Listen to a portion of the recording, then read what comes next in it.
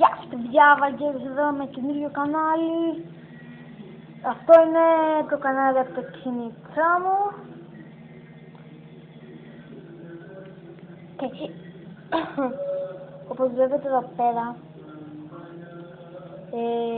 έφτιαξα καινούριο κανάλι στο κινητό μου. Θα είναι εδώ πέρα, όπως ο Τζιτζί το κάνει, στο tablet μου, είναι το gaming κανάλι.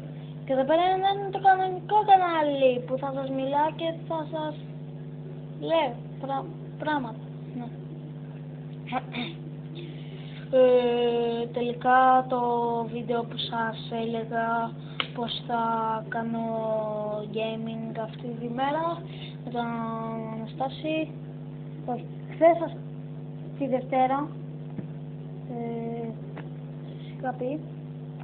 δεν σας είχα πει, γιατί δεν το έχω ανεβάσει ακόμα. Sorry γι' αυτό. Δεν το έχω ανεβάσει ακόμα.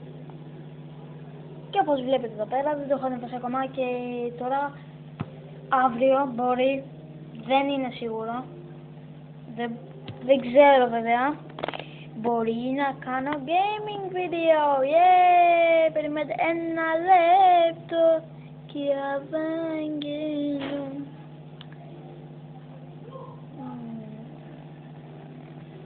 Και όπως βλέπετε εδώ πέρα, σας κάνω αυτό το βίντεο για να σας δείξω ότι θέλω να κάνω το καινούριο μου κανάλι. Θα είναι μικρό το βίντεο 2 λεπτά και θέλω να κάνω και άλλες δουλειές. Επίσης θέλω να σας πω ότι κάντε μου ένα like και ένα subscribe και ένα comment, γιατί καλά θα πάτε σε αυτό. Και γι' αυτό σας λέω να bye. Bye!